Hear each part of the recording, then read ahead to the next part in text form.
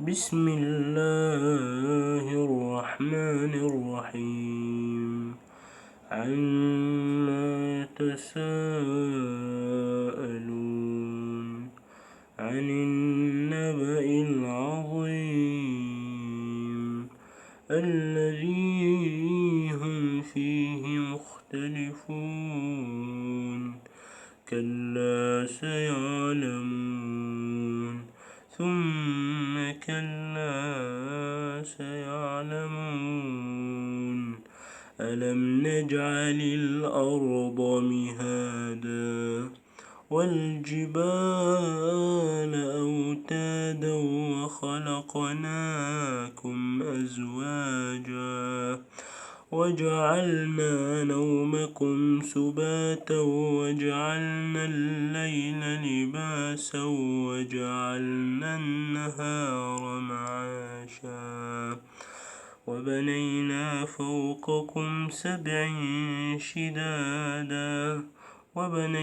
فوقكم سبعا شدادا وجعلنا سراجا وهاجا وأنزلنا من المعصرات ماء ثجاجا لنخرج به حبا ونباتا وجنات ألفافا إن يوم الفصل كان ميقاتا يوم ينفخ في الصور فتأتون أفواجا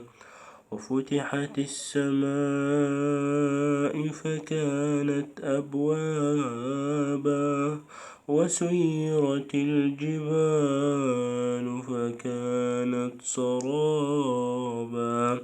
إنا جهنم كانت مرصادا للطاغين مآبا لابثين فيها أحقابا لا يذوقون فيها بردا ولا شرابا إلا حميما وغساقا جزاء وفاقا إنهم كانوا لا يرجون حسابا وكذبوا بآياتنا كذابا وكل شيء أحصيناه كتابا فذوقوا فلن نزيدكم إلا عذابا إن للمتقين مفازا حدائق وأعنابا وكواعب أترابا وكأسا دهاقا لا يسمعون فيها لغوا ولا كذابا جزاء من ربك عطاء حسابا رب السماوات والأرض وما بينهما الرحمن لا يملكون منه خطابا يوم يقوم الروح والملائكة صفا لا يتكلمون إلا من أذن له الرحمن وقال صوابا ذلك اليوم الحق فمن شاء اتخذ إلى ربه